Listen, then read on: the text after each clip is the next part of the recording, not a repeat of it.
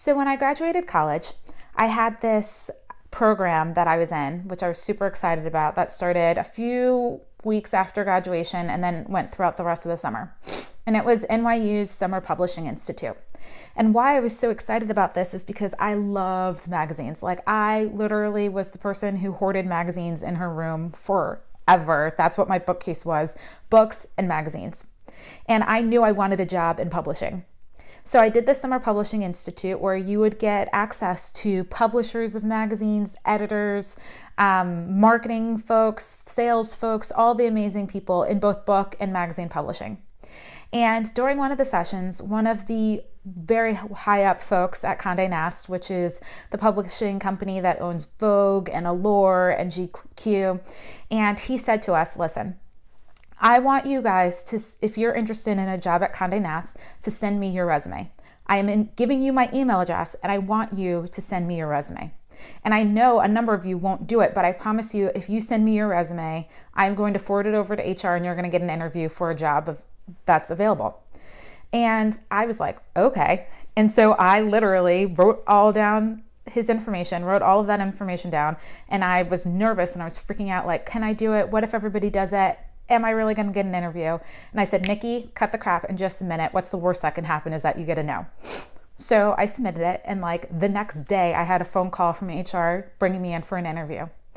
Now, fast forward a little bit, I did the very same thing for the publisher of InStyle magazine at the time, was like, hey, send me your resume if you're interested. And I was like, okay, so here I am. I've submitted to Condé Nast. I've submitted to InStyle. I had these interviews scheduled like that. People were literally like, when somebody that high up hands you their resume, you give the person a call. And I had these interviews, which led to job opportunities and job offers. And I am telling you this because I can't tell you how many people left that program, the same exact program I was in, and said, how did you get those jobs? And they were struggling to find a job or an opportunity that they truly desired.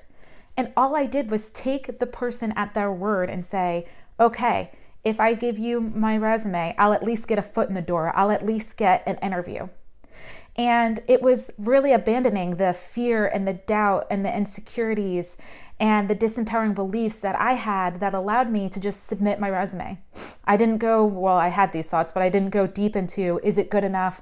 What if they don't love it? All that jazz. And I just submitted. Now, I am telling you this because with the Badass Coaches Academy coming up and with the scholarship program happening, there are going to be many of you that will say, oh my goodness, I would love to do this program, and I'm not going to enter because what if my video is not good enough, or what if I'm not chosen, or I don't have time, or things like that. And it's just it happens. It happens to all of us. But what I'm really encouraging you to do is to take me at my word that if you enter, you will be considered for winning the scholarship. Just like I was considered for these job opportunities at Condé Nast and InStyle magazine, which is owned by Time Inc. So I want you to mark off like 30 minutes, like give yourself 30 minutes on your calendar and say, I am going to take the time to create this 2-minute video. I'm going to take the time to post it into the Badass Coaches Club Facebook group. And then you're going to take the time to email support@nikkinash.co.